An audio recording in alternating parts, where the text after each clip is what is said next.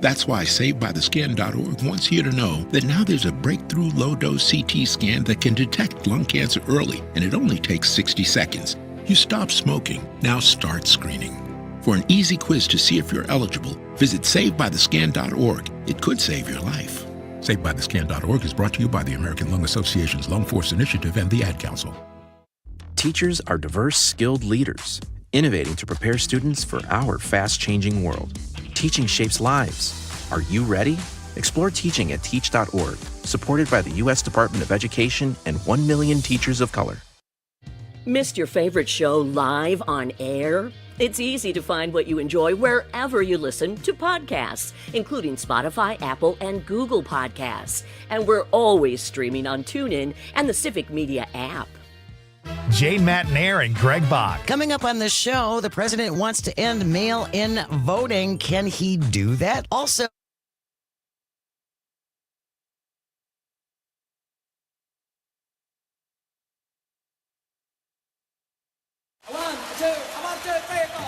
Broadcasting live statewide from the Civic Media Studios in Green Bay.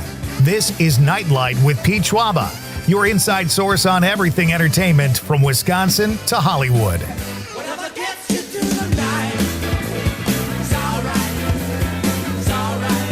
And now a guy who wanted to be in porn but didn't have the acting chops, Pete Schwaba. Welcome to Nite. Ladies and gentlemen, great to have you with me. Happy Wednesday, everybody. We are halfway through the week, a little more than halfway if you work a 9 to 5. I'm getting there. Great to have you with me. We have a really fun show tonight. And it's interesting that you picked, Conrad, that lead-in that I wanted to be in porn, but I didn't have the acting chops because I don't know if you've heard the Hollywood Beats all day, but I broke a big story about the celebrity sex tapes. Yeah. So that was interesting. I feel like that'd be a really interesting show, you know? Yeah. Are you going to watch? I don't know. I did watch something last night. Really? It was the Virgin show. Oh, did you really? It was absolutely Are You My First, awful. it's called, right? Really? Yeah, it was awful. How could it not be? The lines, like, they have two narrators, a woman and a guy. And they say, the woman talks for 2 lines, and then the guy says, and they're like, we just broke your 2-person virginity of narrators on a Virgin show. Wow, is that a bad joke? And that's not even a joke. That was like 2 minutes into it. I was 2 minutes into the show. So, for lack of a better phrase, they shot their wad in 2 minutes. It was... That's terrible. Every line that they had that was like making a joke on virgins was some of the worst writing I've ever heard. And I'm surprised that they didn't like stop what they were doing there and be like, are you sure you wanted me to say this? Right. It was terrible. And the people in it are like... Do you believe they're virgins? Some of them, yes. Okay. Others, no. You think they're faking it? It's bad TV. You know, it's like you can watch those bad TV shows like to hate watch it or cringe watch it. This is like a new ultimate of cringe watching. We're talking about a show called Are You My First? It's something we kind of elaborated on a bit yesterday. It's a new Netflix reality show where people lose their virginity on a reality show. And most of them say they were waiting for that special moment, I guess, when a streaming platform came along to broadcast it. That's what Conrad is talking about. Doesn't sound like you're endorsing the show. It's terrible. Okay. I watched one episode. Well, not even one episode. I watched like 30 minutes because I was like, all right, this has got to get better at some point. Oh. And it just kept getting worse and worse and worse and worse. Those kind of shows, if they are bad out of the gate, they aren't going to get better. It was so bad. That sounds terrible. And like in like 35 minutes into it, they introduced a new character, or not a character, a new guy who's a virgin on the Bachelorette, and all the guys were, no, how are we supposed to compete with him? He's got reality show experience. He's not that's so bad. I can't even like I am laughing, though, because you said 35 minutes into it, like you're still watching, and then you're like, and then in episode 4, I couldn't believe when they, like, how many minutes of screen time are you going to give them? You know, I pretty much shut it off after I heard that line of, how are we supposed to compete with them? I was like, oh, brother, all right. Oh, that's so funny. I'm guessing the show has no nudity or sex either, which, I mean, let's be honest, if you're going to have a show about virginity and, you know, attractive people, which I saw on the ad, it looked like, you know, people that are attractive. It's not, and there's tons of reasons why people don't lose their virginity. It has nothing to do, or it doesn't always have to do with looks. It could just be like in the movie, The 40-Year-Old Virgin, they missed their chance or whatever.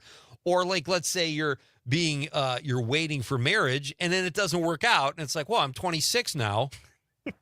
One of the girls in it equated herself with Queen Elizabeth, saying, do you think Queen Elizabeth slept around? No. And then she did it in a British accent. I don't think so. Oh, God. You got to find some clips of that. We got to play some of those. What? Please keep watching that and let's find some clips. That's awesome. All right, lots more great conversation to come, folks. We are just talking about a show about virgins, and that's our opening act because we're going to talk about celebrity sex tapes tonight. I swear I'm not turning this into a Dr. Ruth type show, but it's just these two shows are out at around the same time, and celebrity sex tapes, they promise to reveal the truth, or the hidden secrets behind celebrity sex tapes, which is weird because they're kind of out there. And I think some of them legitimately got stolen from homes. Like I think Pamela and Tommy Lee's sex tape was stolen by construction workers, if I remember correctly. But nowadays, it's like everybody's got a sex tape. I feel like I'm the only person without a sex tape. Well, you know, like the intro said, you didn't have the acting chops. I can't act. I have a terrific body. I just can't deliver a line. But there's all kinds, they're everywhere. I know Colin Farrell, they say, has one. Pamela and Tommy Lee. There was Jane Kennedy, who used to host an NFL show in the morning on Sunday mornings.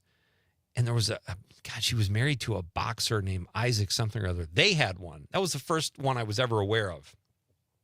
And I remember thinking, oh my God, that's horrible. Can you imagine if a tape like this got out?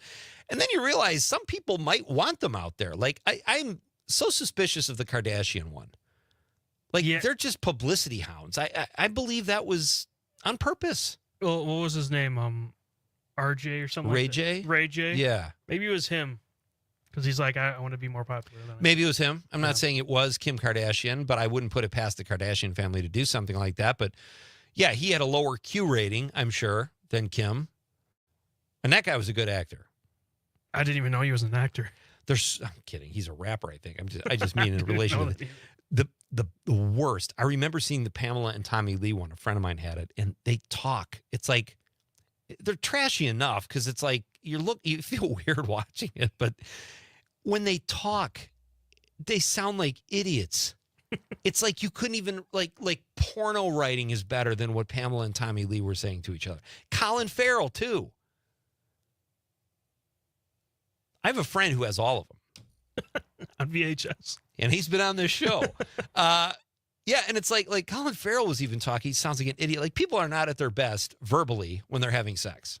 So I don't hold them to a standard. You know, I get that it's going to be stupid, but at least. And that makes me also think like they were legitimately stolen because nobody would want people to hear if they consider themselves a master monologist. They wouldn't want that out there. But the Kim Kardashian one, I don't know. That looked kind of staged to me.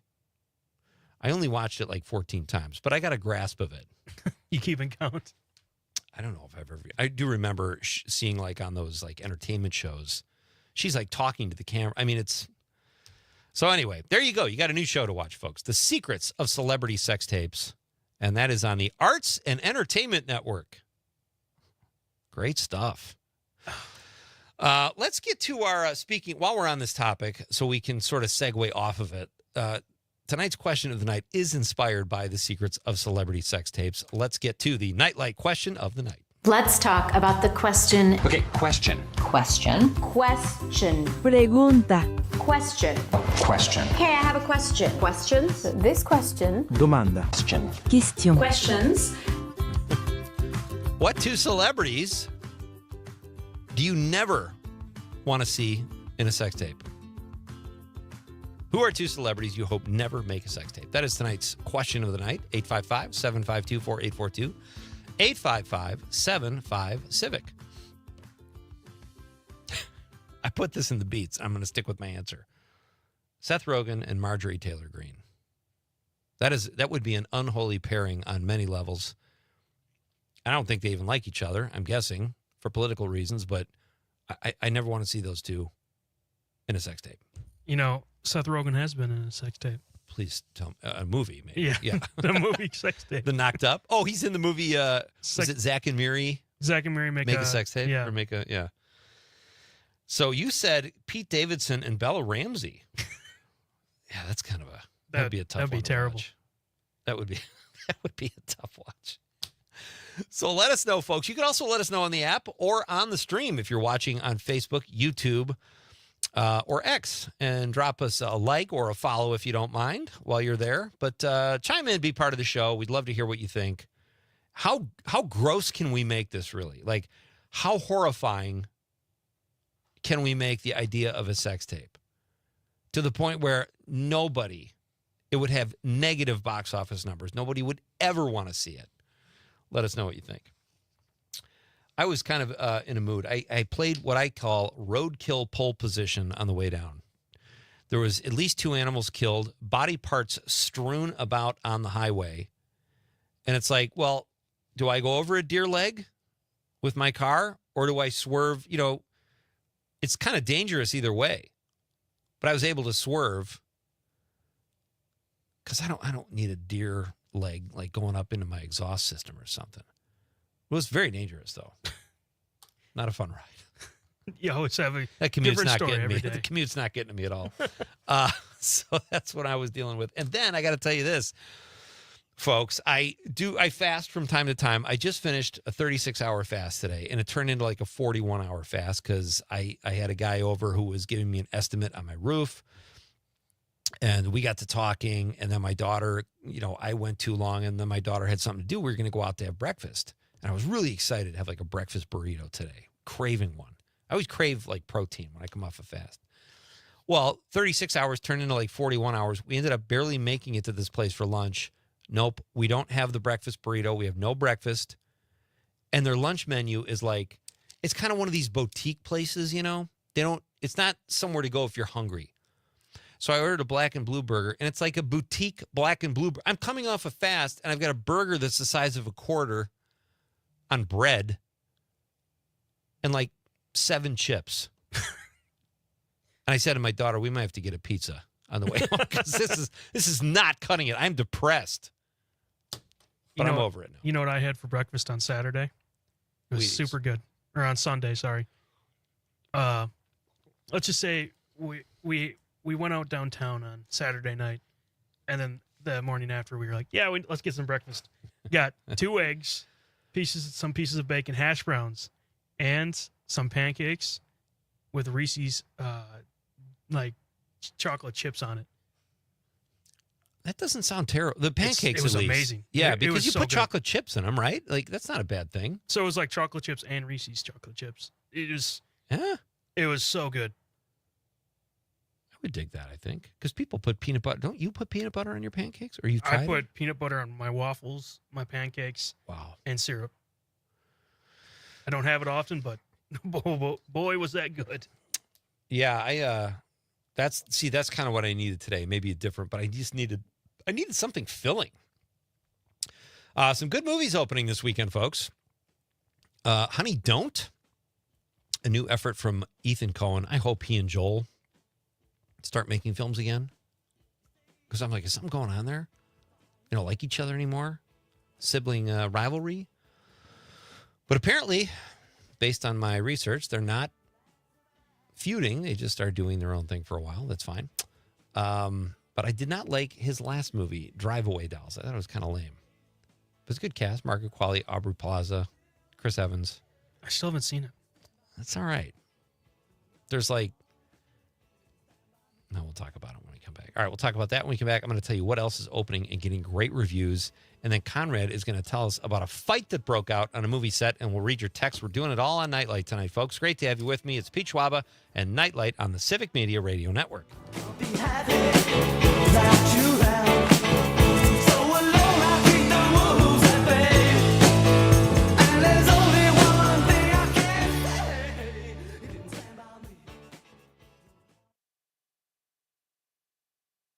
.9 WGBW and WGBW.FM. Appleton Cigar Company on College Avenue has been serving the community for over 25 years. If you are a cigar aficionado looking for a one-of-a-kind experience, you need to check out Appleton Cigar, which boasts the largest selection of cigars north of Milwaukee with over 706 cigars to choose from in a walk-in humidor. The Cigar Lounge offers an impressive variety of spirits and cocktails that pair perfectly with a premium cigar. For the full experience, come to Appleton Cigar at 415 College Ave, Monday through Saturday, 11:30 a.m. to 10:30 p.m. For more information, go to appletoncigar.com. You want to feel important. You want to be part of something bigger, something that matters and can help change things.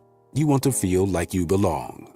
We know. We felt that way too. And that's why we did something about it.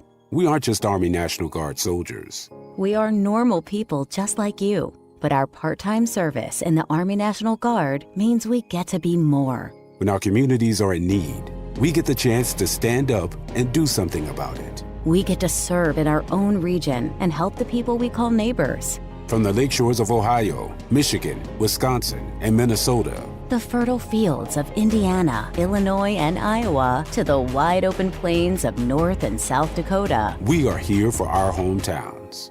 And together, we can make a difference. Take on your legacy. Visit NationalGuard.com to find out more. Sponsored by the Wisconsin Army National Guard. Aired by the Wisconsin Broadcasters Association and this station. For 75 years, the Muscular Dystrophy Association's voices have thundered through the halls of Congress.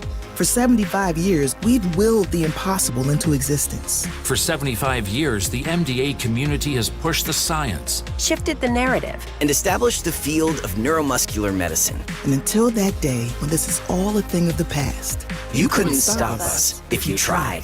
Join us and celebrate 75 years of breakthroughs at MDA75.org.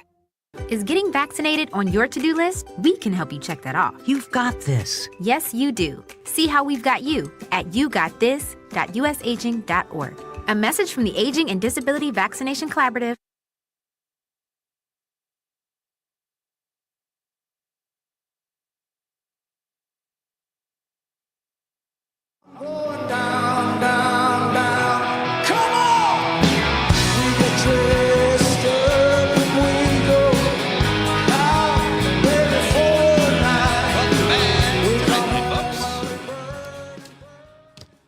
We have two great guests. We got so caught up in sex tape talk, immoral sex tape talk, that I did not tease my guests. And I have two outstanding guests tonight.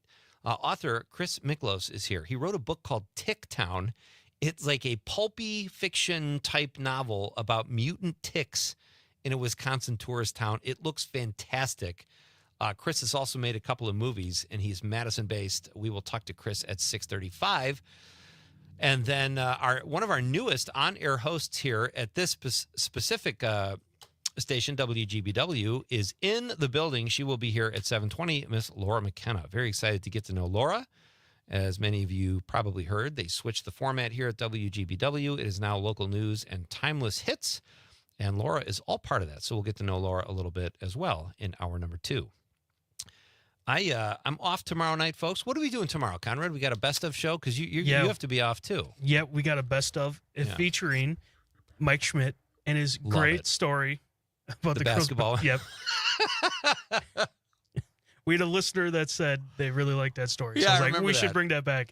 Such a great story. We got it. I also brought David Zucker again. Okay. That interview. And Nice. then Horace Green finishing it off. Outstanding. So that's a best of show. We won't be here live tomorrow, folks. I'm taking a few days off to take care of some family stuff and a little staycation. But we will we'll have you well covered here at Nite Lite with the best of tomorrow night. David Zucker, Mike Schmidt, and Horace Green. And then Friday night is Aaron a big night, Carreno too. is Aaron guest Carreno. hosting. Yeah, guest host. And Still a live show with Conrad and Aaron. Terry Barr's still going to be on the show. Outstanding. And just, we got a special surprise guest in the first 6:35. So a surprise guest. Yeah. Wow. Aaron's recommendation. So well, it seems like you guys might have told me about that, but it's Nightlight with Peach Schwaba. Hey, whatever. That's fine.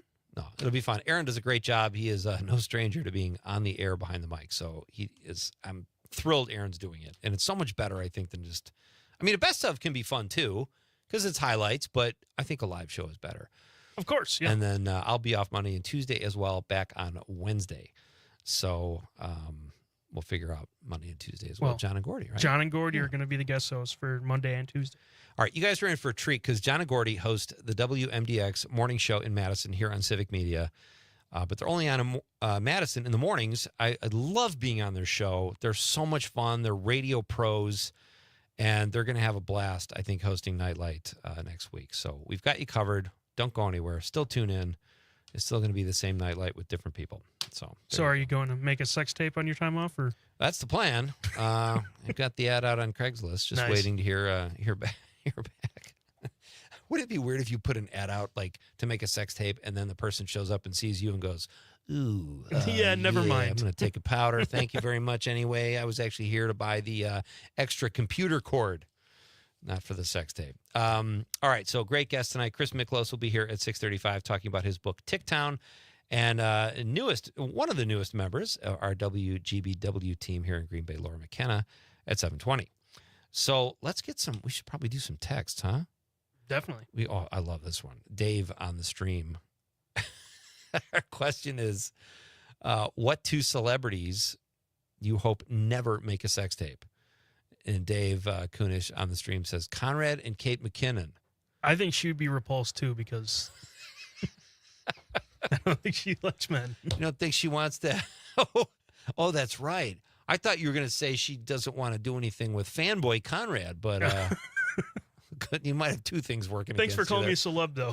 Really yeah, right. It. Dave also says, I like both of them, but not naked. Well, you don't have to be naked on a sex tape. That's true.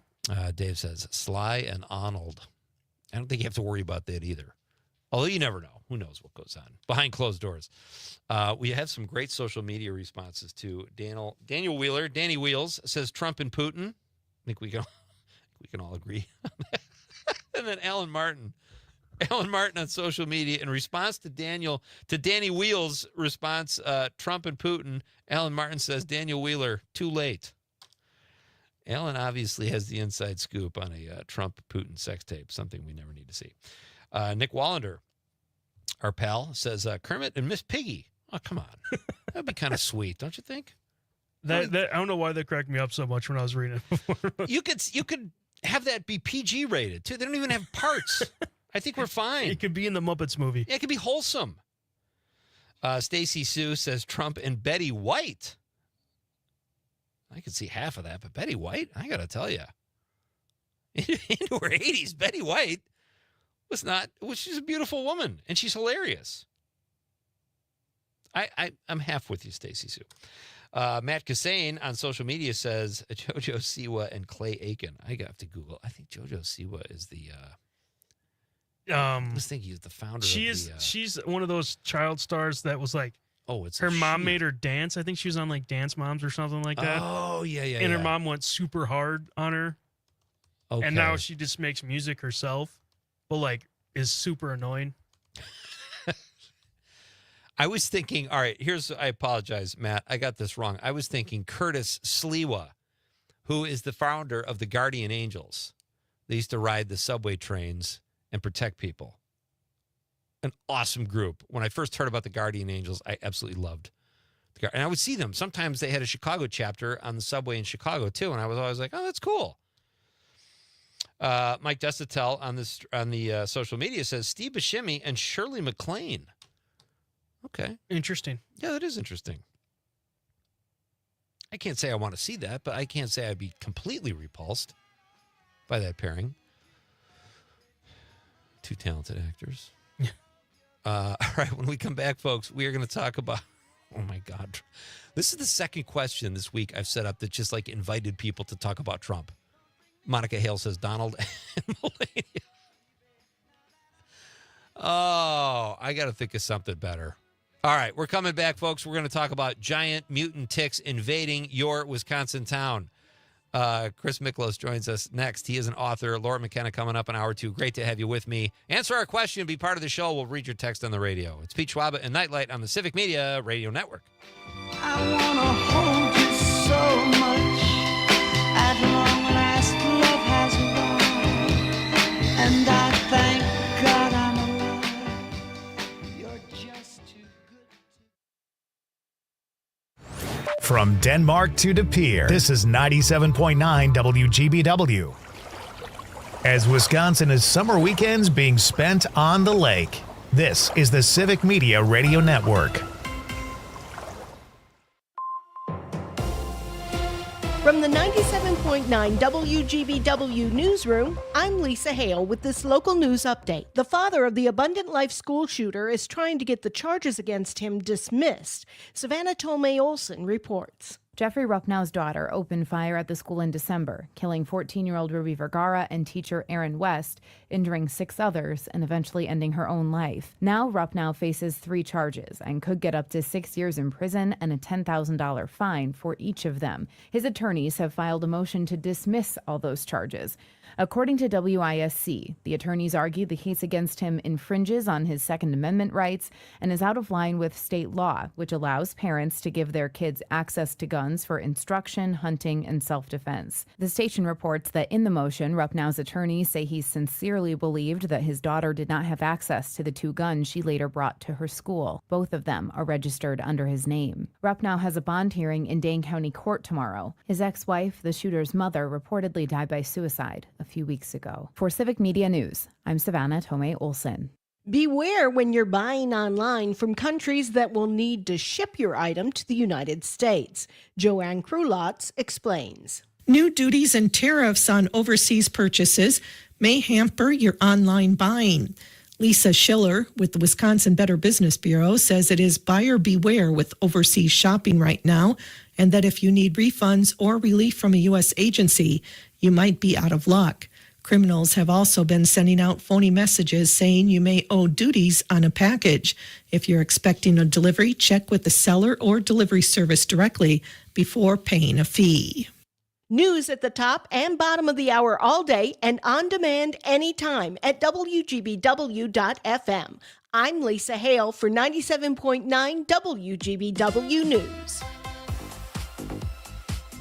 On your entertainment beat, I'm Pete Schwaba. The series finale for And Just Like That was pretty much panned by critics and audiences. Sarah Jessica Parker says she doesn't really care about the reaction, especially from people who hate watch the show. Parker says the show has brought a lot of people together over the years and connected with its audience by telling great stories. And Just Like That was an extension of Sex and the City and ended with Parker's character, Carrie Bradshaw, being at peace with being single. The Duffer Brothers had a good run at Netflix, but that's about to end. Bros Matt and Ross created Stranger Things, which ran for 5 seasons. The 5th and final season will have a staggered release starting November 26th and concluding December 31st, just like their time at Netflix, which technically ends in April of 2026. The brothers Duffer have just signed a 4-year deal with the very busy Paramount Plus network and are looking to make very big theatrical productions. A bit vague, but expect big things. For more showbiz fun, tune into Nightlight with me, Pete Schwaba, weeknights from 6 to 8 p.m. on the Civic Media Radio Network.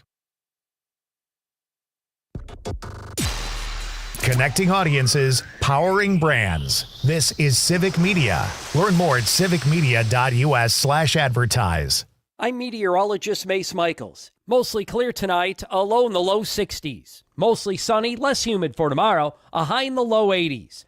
A chance of storms later Friday, cooler for the weekend. High temps drop back quite a ways, 60s and 70s. It's 71 right now. Not completing high school is more of a social thing than it was an academic thing. Even though all these years have passed, I still had that longing to have my diploma. At age 30, Carissa finished her high school diploma. If you're even considering getting your high school diploma, you can do it.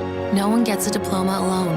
If you're thinking of finishing your high school diploma, you have help. Find free adult education classes near you at finishyourdiploma.org. That's finishyourdiploma.org. Brought to you by the Dollar General Literacy Foundation and the Ad Council. You are never far away from your favorite radio station. We're always streaming on TuneIn and the Civic Media app. And if you missed your favorite show or game, listen to a podcast of it anytime on the app or our website, civicmedia.us.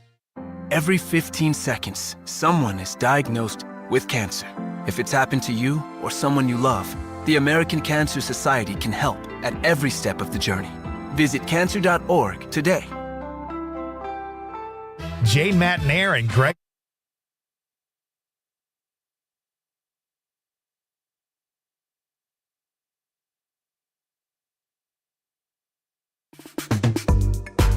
Hey, this is Mike Starr, and you're listening to Nightlight with Pete Schwaba.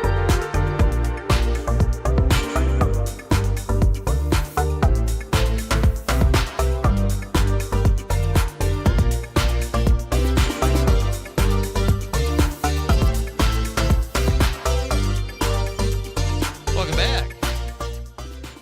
What was that song? It was a tag. Was it tag? Who do we have? It was Mike Starr. Mike Starr. You know, it's so funny. You read my mind. I was going to have you do the Mike Starr tag. He's got a really identifiable voice, don't you think? Oh, yeah. Like, I just think Dumb and Dumber when I hear Mike's voice. Laura McKenna will be here at 7:20, folks, in the building. That'll be fun to have her in studio. Our question of the night is, what two celebrities do you hope never make a sex tape? There's a new show called Secrets of Celebrity Sex Tapes out that has to be probably binge watched. I don't think it's. You think they're ever going to have a cliffhanger? Will Tommy Lee and Pamela have sex again? So bad. They should do a voice. They should dub. They should do some ADR and dub voices in because the talking is so god awful. All right. Without further ado, let's get to our first guest of the night. Very excited to have this gentleman on the show. He was referred to me by our pal Rob Thomas, and he has a new book out called Ticktown. He's also a filmmaker and a Madison-based artist, and he joins us now over the stream, Mr. Christopher Miklaus. Hey, Christopher. Hey, Pete, how are you? Do you prefer Christopher or Chris? Chris is fine, thanks. Okay, and I'm saying Miklaus correctly? Yeah. Okay, you kind of gave a close enough. Yeah, that's yeah, right. You know, I say it different. I say it like 3 different ways, so, you know. Okay. Well, however, I'm here to serve. So, and my last name, I've been hearing Schwaba differently all my life. So I totally feel your pain a little bit there. Well, I appreciate you having me. Thanks for inviting me on tonight. Well, it's such a great book. The first thing I have to ask you, you're a horror writer. Are there 2 people you never want to see make a sex tape? There are several, to be honest with you. But I'm gonna go with Kristi Noem and Stephen Miller. You know what's so funny is I typically shy away from politics on the show because it's politics a lot during the day and current events. But this question was not at all meant. Sometimes it just goes there. And it's not political to say those are 2 unattractive people or, Donald Trump is an unattractive person. That's not political. It's fact. So anyway, that's a great answer. Well, Ernest Borgnine is dead, so I couldn't use Ernest Borgnine, who's a good standby for such a question. It's so funny you say that. A friend of mine, Rick Corso, a stand-up comic, a guy who I worked with back in the day, said they have a best editing Oscar. And how do you decide best editing? Oh, he cut that Ernest Borgnine love scene. This guy gets the trophy. So it's funny you went with Borgnine. All right, let's get into it, Chris. Tell us about Ticktown. I love this. Just sounds great. Well, so Ticktown is my debut novel, and it's got a very simple log line. It's a pulp horror novel, and the log line is simply that a Wisconsin tourist town becomes the feeding ground for a band of giant mutant ticks.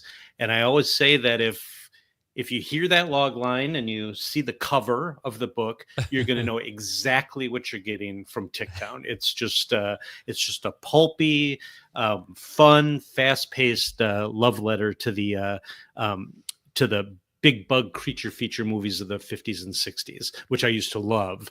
And this is just it's my kind of loving homage to those movies.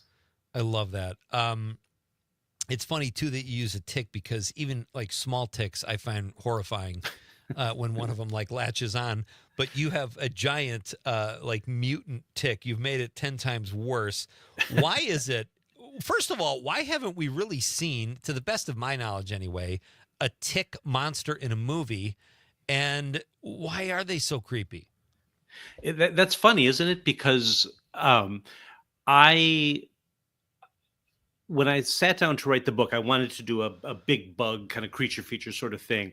And I was very much inspired by a book called, excuse me, Night of the Crabs by Yeah. Guy N. Smith, which is exactly what you think it is. It's about giant crabs. Excuse me. Sure. And so I started thinking, okay, I can't do crabs. Obviously, spiders have been done to death. And I started going through and I thought, well, we're in Wisconsin and ticks are a major problem in Wisconsin. And so I kind of did just a real quick survey to see if I could find anything that was, tick in literature, something written. And I couldn't really find anything. So I thought, okay, that would be really great. And then later, after I finished the book, I found that there was a movie in the early 1990s about giant ticks, not quite giant like mine, but it was like a kind of a B movie. And it was, a typical 80s, 90s movie. But they're horrifying. They're obviously, they spread disease and they freak you out.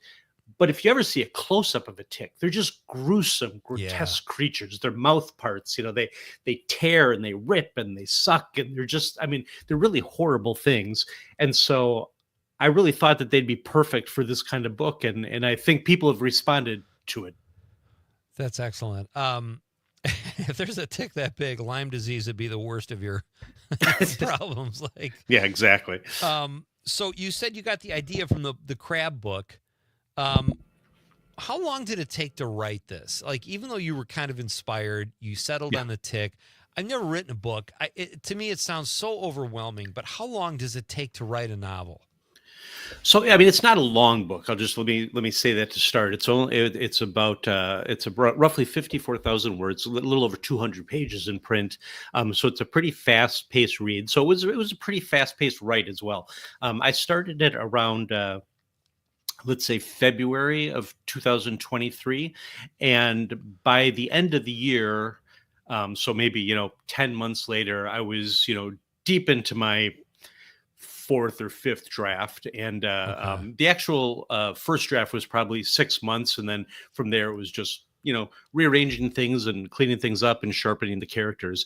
And then by February of 2024, so about a year after I started it, it was ready to start sharing with potential literary agents and publishers. And so that's what I did. Oh, it's exciting. My guest is Christopher Miklaus. He is the author of Ticktown. Where can people find the book, Chris? Well, it's actually, I'm very proud to say it's in a lot of bookstores around the state. Nice. It's been picked up by a couple dozen bookstores around Wisconsin, several here in Madison, but kind of in the far reaches of the state. It's in some great bookstores in Chicago and the Twin Cities and around the country. But for the easiest way to generally get it is going to be on Amazon. You can get a paperback copy. You can get a digital copy for your Kindle. It's also an audio book. There was an audio version that came out concurrently with the print version, and so it's widely available. It's always great to get it in the bookstore or come. I'm doing a Wisconsin book tour that I'm currently in the middle of, and so it's always great when someone comes out and buys a book, at one of the stops on the tour, and I can sign it and meet people. It's been a really cool experience. So for people who might not know, describe, because I was like 30 when I knew what pulp meant when it comes to fiction or books or whatever. Explain what that genre is, because in your bio it says you became a fan of the pulp horror genre. How did that happen? And explain a little bit to people what pulp is. Sure. Well, technically what pulp is it refers to these in the early part of the last century, they would print cheap books, that just got kind of churned out on pulped paper. So it was like very cheaply made paper. They would churn out these paperbacks that they had writers that would just kind of churn out these, things like the Tarzan series was like an early form of pulp. In horror, the fiendish Dr. Fu Manchu was like early pulp horror. But I discovered it actually only about, or I mean, I of course was familiar with these things, but I started reading it about 5 years ago. I stumbled across a book called Paperbacks from Hell, which was written by Will Erickson and Grady Hendrix. And it's basically a survey of the kind of classic pulp horror paperbacks of the 70s and 80s. And they were, it was a genre that was marked by kind of ridiculous plot lines like giant mutant crabs and larger than life heroes, and the writing is very crisp and to the point, and it's very propulsive and it moves very fast. And this book by Hendricks and Erickson was just so entertaining because it kind of surveyed all these crazy books that I was largely unfamiliar with. And so I decided to start reading some of them, and I picked up a couple of books by Graham Masterton, who's a great pulp writer, and Sean Hudson, who wrote this seminal book called Slugs, about killer slugs that like get into your mouth and dig into you. And then of course the Guyan Smith books, and his seminal work was Night of the Crabs. And as I was reading these books, I completely fell in love with them. I loved the writing style. I loved the kind of the fast paced, get right to the point, very propulsive sort of storytelling. And at that time, I was finishing my second movie with my filmmaking partners, and I thought, I want to try my hand at a novel, and this is the kind of novel I want to write. And so I decided that was going to be for me, and so I jumped into it. That's really impressive. What are your writing tendencies, Chris? Like, I remember Woody Allen saying he writes every day from 9 a.m. to noon religiously, like he does not miss it. And as a writer myself, they always say work through. If you have writer's block, sit down anyway, come up with 2 words because you never know what it could lead to. And I've tried to do that, but there's times I just don't do anything. How do you handle writer's block, and what are your writing tendencies in terms of practice? So I tend to write in the mornings. I would like to compare myself to Woody Allen, but he's much more disciplined than I am as far as that goes. And I'm a huge fan, actually, of Woody Allen. I just think he's one of the great humor writers of the last century. I don't want to see a sex tape involving Woody Allen. I will say that's that. A good one. That's a good one. But I have an 11-year-old daughter, and so during the school year, particularly, I'll try and get up at 5 or 5:30 and write for a couple hours before I kind of have to get her off to school. And then when she goes off to school, I'll tend to write for a couple hours more. But I find, maybe like Alan, that once you get towards noonish, I start to kind of lose my steam and my creative juice. And so I'll try to write as much as I can in the morning. And then if I have to do like PR stuff, or if I have to, obviously do stuff around the house or whatever it might be, I'll go do that in the afternoons. But I just find I'm very... I think more creative. Joe Lansdale always says that, he's most creative in those hours after he gets up, because he thinks it has something to do with your mind working in your sleep and the dreams, and you're still in that state when you're tired. And maybe it's good for fiction, and for especially horror fiction. I don't know if that's the case, but it's the period that's best for me. Definitely that first chunk of time, those first 2 hours, 2.5 hours for me is always, the most fruitful. And in terms of writer's block, I don't know. I actually, when I sat down to write Ticktown, I was in the middle of writer's block. I'd been writing a movie script about it was like a horror comedy script about zombies they're turned into zombies because of the perpetual Christmas music at Christmas time, and they descend on this radio station to try and stop this. We have to do a very quick break. Let's pick up right there where we were. We're coming right back. It's Nightlight with Pete Schwaba talking to Chris Miklos.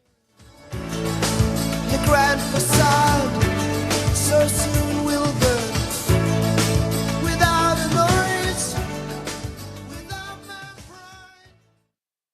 Johnson is cheering on Bucky Badger. This is the Civic Media Radio Network. TV is where it's at. It's not about cutting the cord anymore. It's all about your customized TV options. With the best and cheapest high-speed internet and your own TV subscriptions, we've got your dream TV lineup. Between wired and satellite internet and TV, save money and get more internet speed and better TV today by calling the Whole Home Connect. 800-217-9129. 800-217-9129. 800-217-9129. Hey, Wisconsin, it's construction season, and the Wisconsin DOT wants to help you safely navigate work zones in your area. Check 511wi.gov or download the free 511 app to see current road work, closures, detours, and camera views on your route. Wherever your travels take you, know before you go with 511wi.gov. That's 511wi.gov. And remember, know before you go. Always park the phone while driving. Sponsored by the Wisconsin DOT. Doctors Without Borders is delivering life-saving medical care where it's needed most in communities around the world. From bandaging war-wounded patients in Sudan to providing clean drinking water in Haiti, we're in more than 70 countries worldwide, bringing patients from sick to recovering, from emergency to aid, from crisis to care. This life-saving care is made possible by a global movement of supporters like you. Thank you. The Elder Care Locator is here to help you live your best life as you age at home. Our call center advisors are ready to connect you with trustworthy local experts. Help is just a phone call away at 1-800-677-1116. Missed your favorite show live on air? It's easy to find what you enjoy wherever you listen to podcasts, including Spotify, Apple, and Google Podcasts. And we're always streaming on TuneIn and the Civic Media app. Your local Civic Media radio station is your source for real news and great conversation, plus fun and exciting contests. For a complete list of contest rules, log on wgbw.fm/contest-terms. Reach, engage, grow with Civic Media. Log on civicmedia.us/advertise.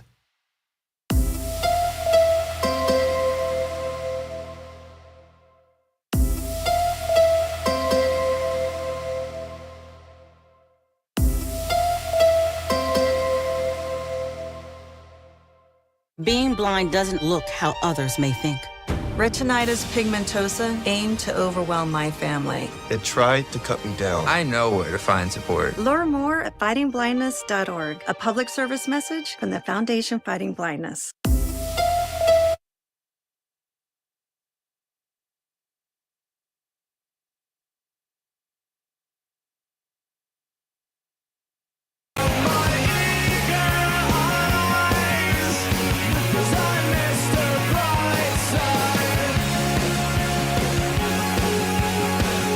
Welcome back, ladies and gentlemen.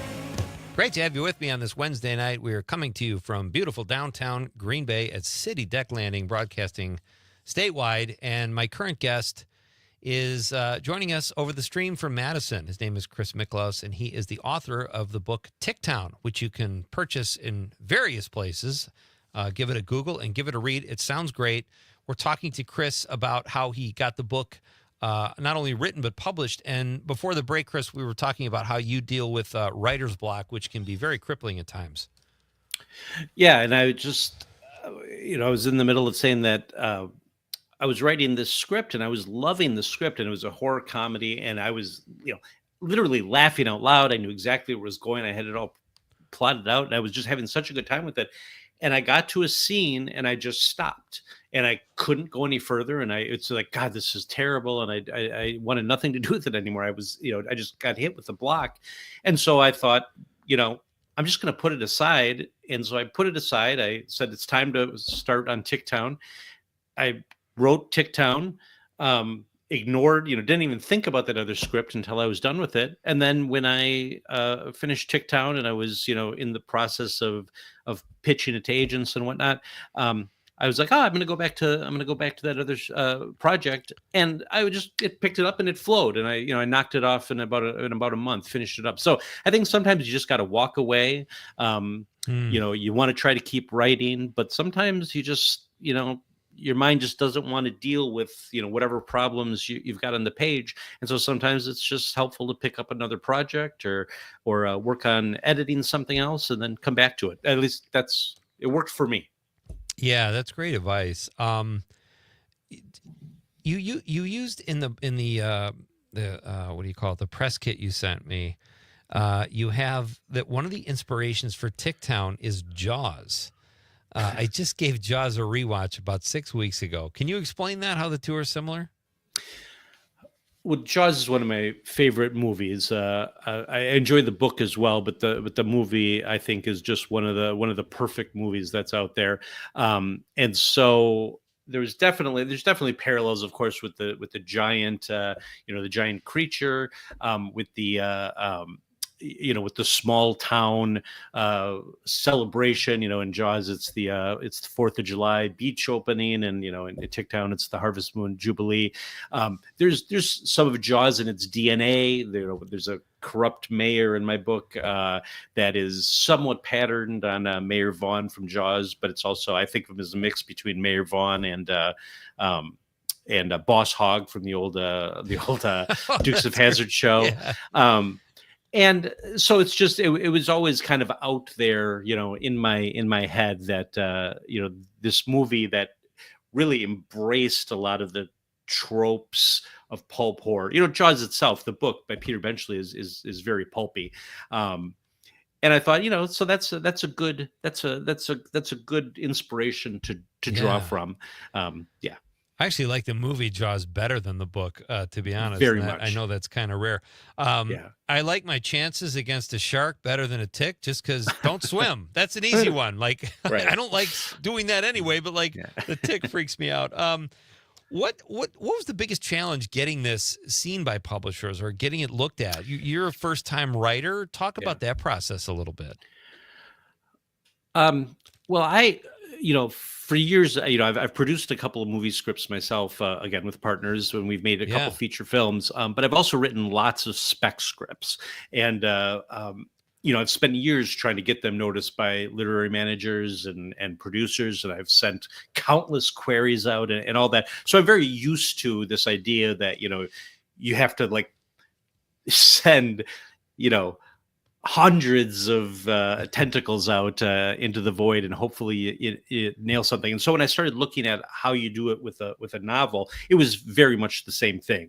People say, "Oh, it could take you years to find an agent. It could take, publishers, 6 months or a year before they even look at your thing, if they even will." And so I started the process right, when I finished Ticktown, and I had read somewhere that some good advice would be, don't just send to a bunch of people at once. Send to maybe 6 agents or 6 publishers. And then if someone gets back to you and says, well, here's a problem with your pitch, or here's why we're not going to respond, you can adjust. So I sent, this was on a Tuesday, literally, I sent 6 emails to agents with my pitch. And I sent 6 emails to publishers with my pitch. And within about an hour, one of the agents had gotten back to me and said, "Hey, this sounds interesting. I'd like to read it." So I sent him the full manuscript. And a week later, he emailed me and said, "I love this. I want to represent it. Let's go." Oh, nice. And which was remarkable. And it turns out, and one of the reasons I had reached out to him was, it turns out, speaking of Jaws, that he was in the midst last year of representing the re-release of Benchley's Jaws for the 50th anniversary. Great. And so I thought maybe he'd be interested, in something similar. Yeah. So I think it took some luck. But what I found out actually several months later, he didn't tell me this at the time, was that morning he'd been reading an article in the New York Times about pulp horror. And then I sent him this email, and the subject line was Ticktown, a pulp horror novel. And so it caught his eye, and he was interested. And so obviously the moral of the story is that sometimes you just got to get lucky. You just got to hit the right person at the right time. And so I was very lucky. I signed with him a few weeks later, and then he kind of took it from there, reaching out to publishers, and we found someone we liked, and off and running. That's outstanding. And it's typically the hardest people that are the hardest working people that are the luckiest, because it's all about timing. And the more that's just a great story. I did get a text here from Mark and Prairie DeSackis in the 608. It says, didn't Will Ferrell confront a big tick in the version of The Land of the Lost? It was a huge mosquito. Oh, mosquito. Okay. Equally as horrifying. All right. Chris, can we keep you for a few minutes after the news? Certainly. All right, fantastic. Chris Miklos is here. He's an author. We're going to talk to him a little bit about his filmmaking, too, after the break, and we'll read some of your texts. We're coming right back. It's Nightlight with Pete Schwaba. Act 2 is coming up next on the Civic Media Radio Network. I'm coming home, baby. Your thoughts. Give it to me now.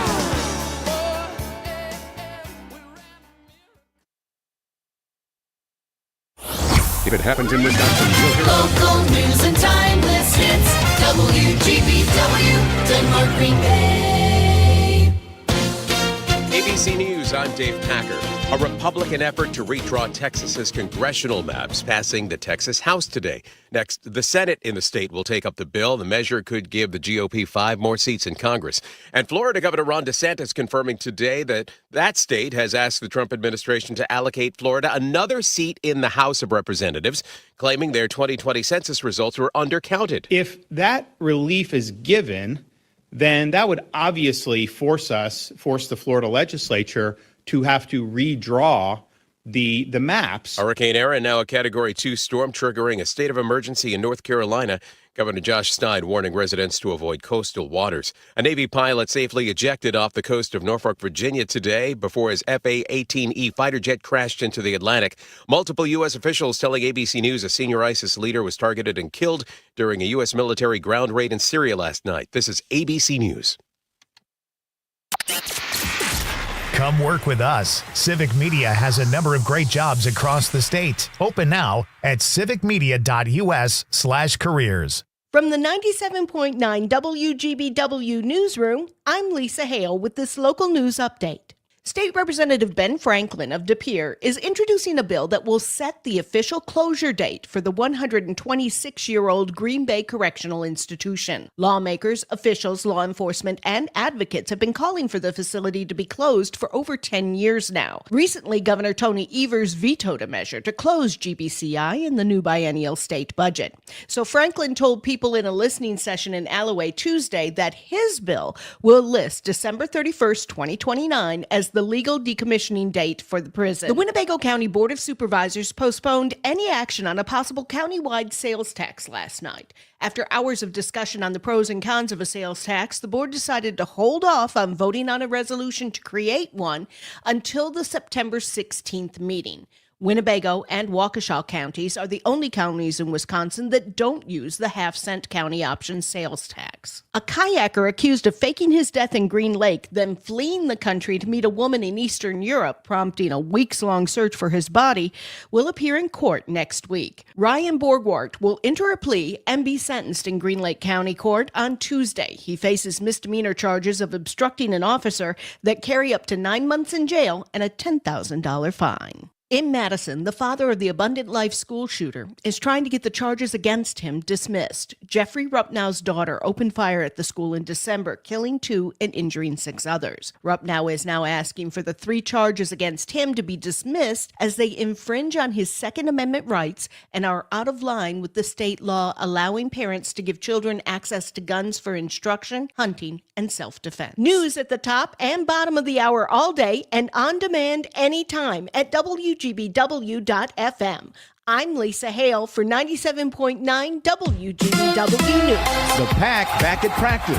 Hi, I'm Mike Clemens with sports from training camp in Green Bay, where Jordan Love was able to throw some passes in practice with a brace on his left hand a week after thumb surgery. Matt LaFleur. I thought it was good just to get him back out there, back in the mix, playing quarterback. We did some different things with him that we haven't done in the past. I mean, we pretty much were primarily doing everything under center. So, yeah, I thought it was good work. The Packers host the Seahawks tomorrow morning in a joint practice session. Baseball, the Brewers and Cubs tonight at Wrigley Field. The Crew losing both games, other doubleheader yesterday, 6-4, and then 4-1 last night. Brandon Woodruff on the mound for that one. I think it was a good experience for him to go out there and have to grind, and leadoff walks aren't things he usually does, but he had 2 leadoff walks. He pitched great, but he just didn't have things go his way. That's Brewers manager Pat Murphy with Sports on Mike Clemens.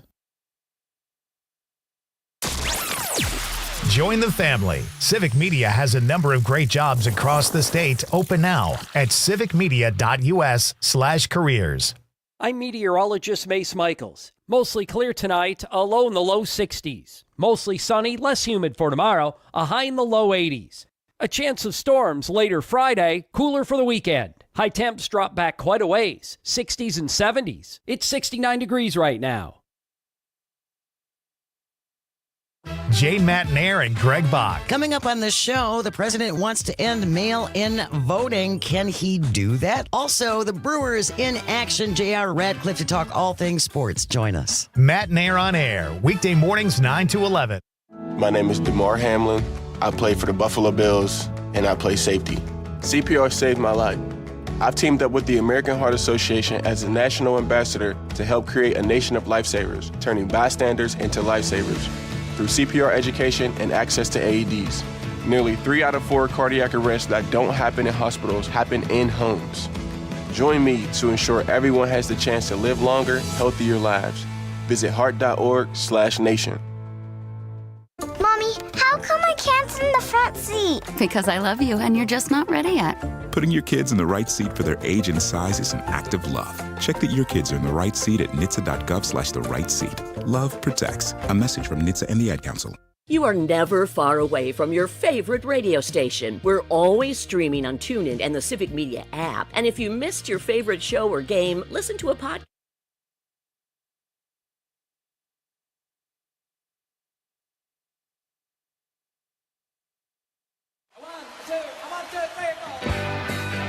Broadcasting live from the Civic Media Studios in Green Bay, this is Night Light with Pete Schwaba, your inside source on everything entertainment from Wisconsin to Hollywood.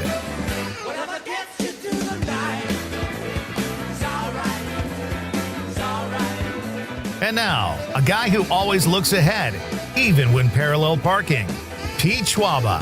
Welcome back, ladies and gentlemen. This Wednesday, consider it lit.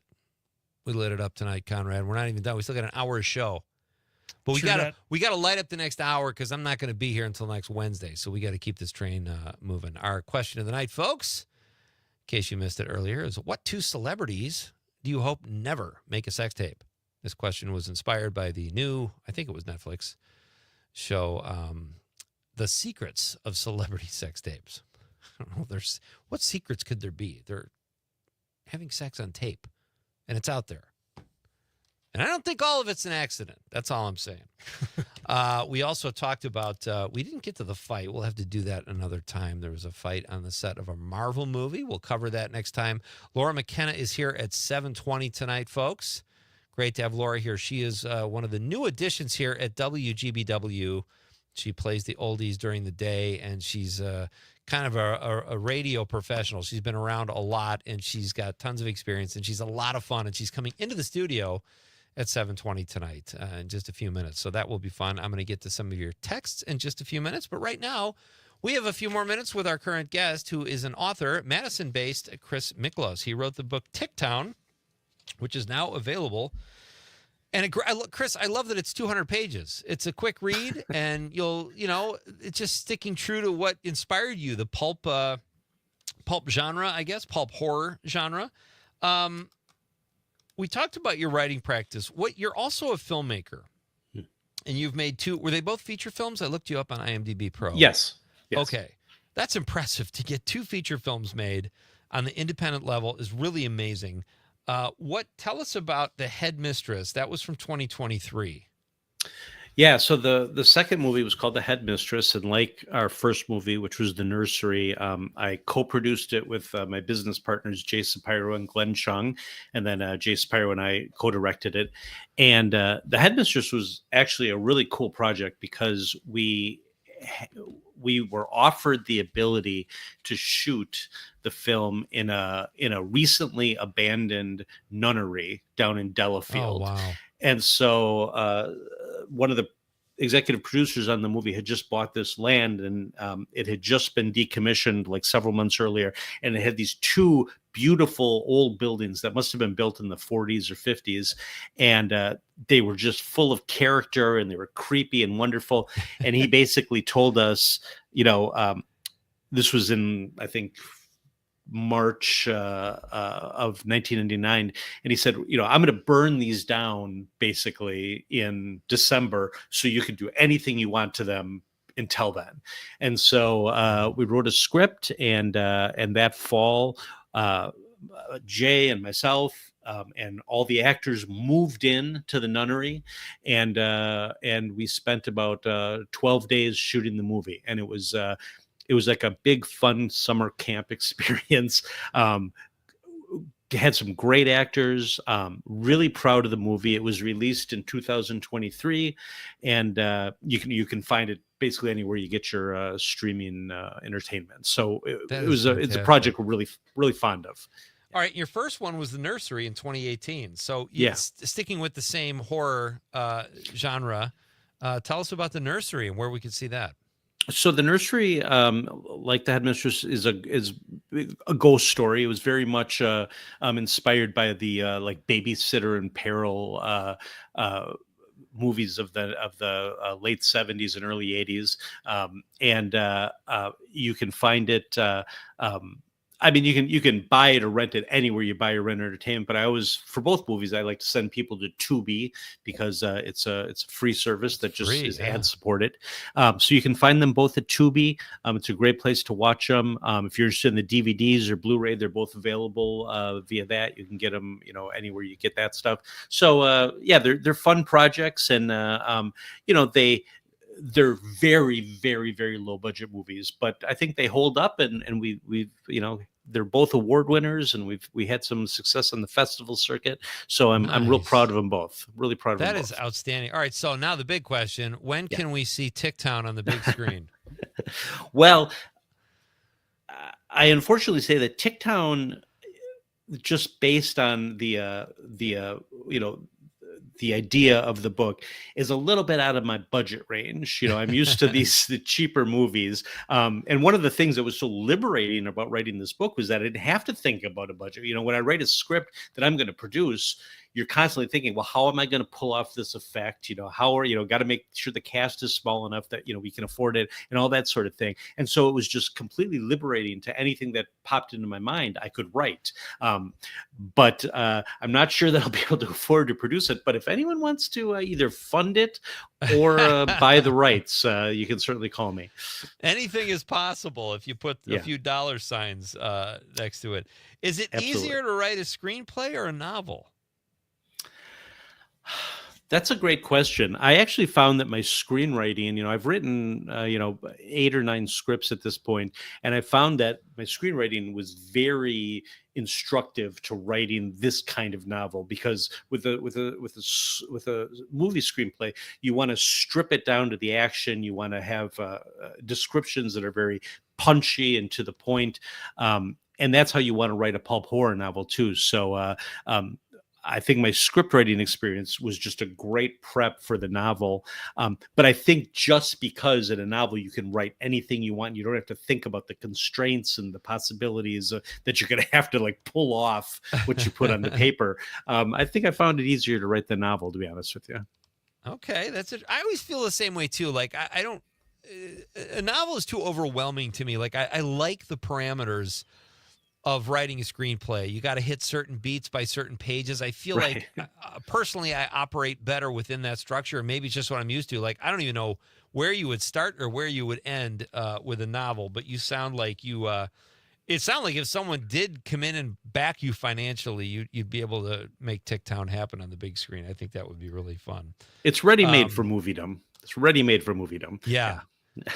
Why are so many great horror stories at the big studio level or on the independent level shot in Wisconsin? What is it about our state that can be creepy? Is it the woods? Is it the lakes? What do you think? I think the woods and the lakes. I mean, we have, obviously there's something in the water, with our history of various hauntings, and of course, Ed Gein, and there's horror in the blood in Wisconsin. Sure. There's a lot of that, and so I think that for me, I love the the isolation, especially that the northern Wisconsin, offers. That's why Ticktown is set there. My next book is set in northern Wisconsin as well. Nice. I think you have some interesting, legends and, in some cases, tribal legends that you can, are very ripe for mining for fiction. And so, yeah, Wisconsin's ready made for horror. It's in our blood. Yeah, agreed. What are you watching on TV, Chris? Like when you're done writing and your 11-year-old is in bed, what are you firing up? You binge watching anything you could share with us? Boy, I haven't been binge watching much, but I've been on a kick. It's funny. It has nothing to do with horror. I've been on a kick where I've been tracking down as many William Powell movies as I could find from the 40s and 50s. Oh, wow. I love the Thin Man movies, and I was watching one of the Thin Man movies, and I was like, you know what, I want to watch some other stuff. So actually, the last 3 or 4 weeks, I've been watching as many William Powell movies as I can find. That's great. That's a great suggestion.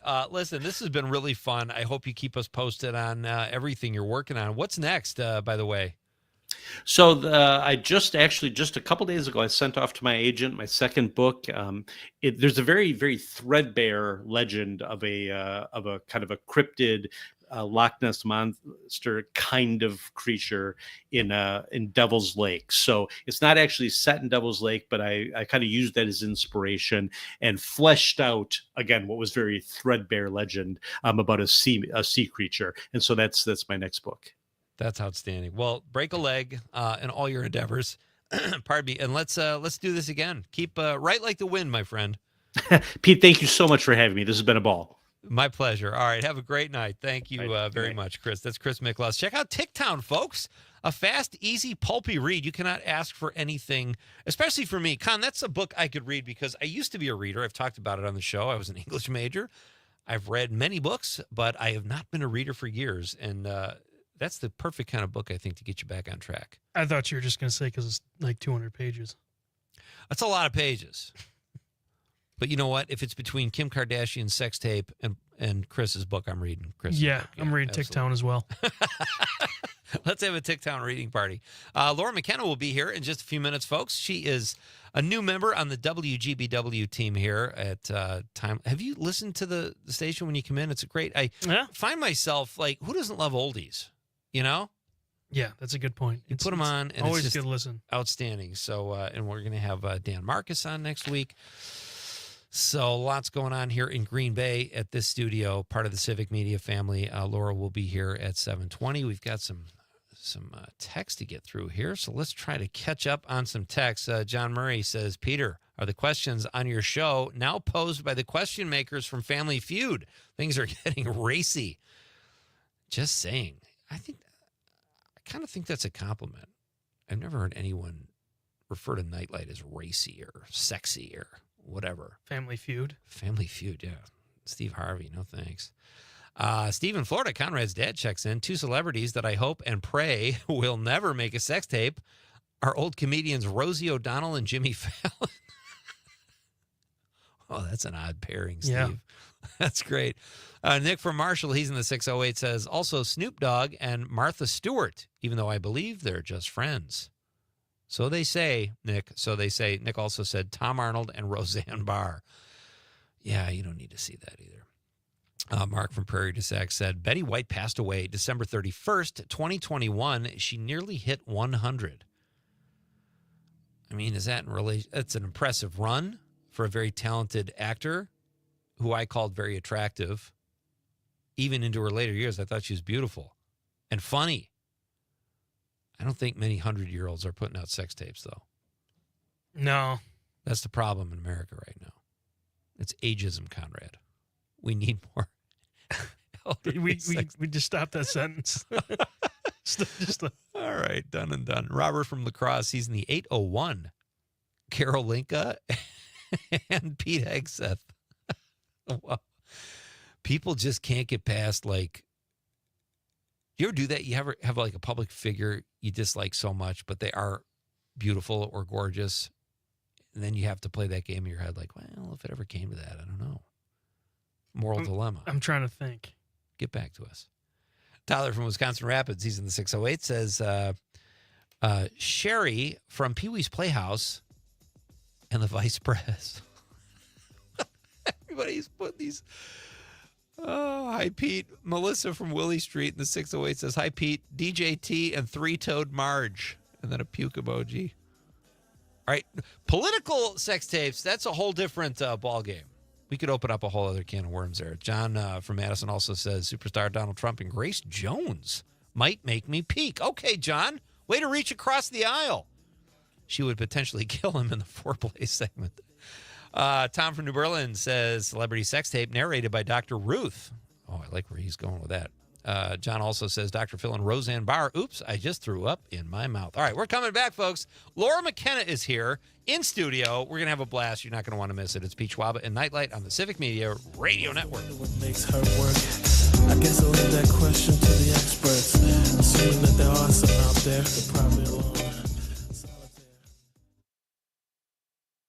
From Hobart to Bay Settlement, 97.9 WGBW. I remember brushing my hair and looking down and thinking, oh my gosh, do I have any hair left? I used to look at women with thick, beautiful hair and think, why doesn't my hair look like that? My thinning hair is making me feel so old. If you want thick, healthy, gorgeous hair, then you need Hair Volume from New Nordic. With clinically proven ingredients like apple extract, biotin, and millet, Hair Volume nourishes your hair follicles to promote thicker, healthier-looking hair. Say goodbye to shedding, thin, and dull hair, and hello to thick, healthy hair with Hair Volume. Since taking Hair Volume, the shedding has all but stopped. Now, instead of being jealous of other women's hair, I have friends who are jealous of mine. My hairdresser couldn't believe the difference in my hair. Now she's using Hair Volume too. Available as a tablet or delicious gummy, Hair Volume is available online at Amazon and NewNordicUSA.com, or find Hair Volume in the hair care aisle at your local CVS. Hey, it's Amanda, and we all know that Northeast Wisconsin has some of the best events around, but trying to find them all can be tricky. So here at WGBW, we decided to do the work for you. Prevent boredom on any night by going to WGBW.FM and click events in the top right corner. You'll never have to spend forever scrolling to find out what's going on in your area. And if you got an event to share, hit us up by emailing info@WGBW.FM, bringing you local news and timeless hits while giving you the 411 on what's happening in New Wisco. Why are interscholastic sports called the last classroom of the day?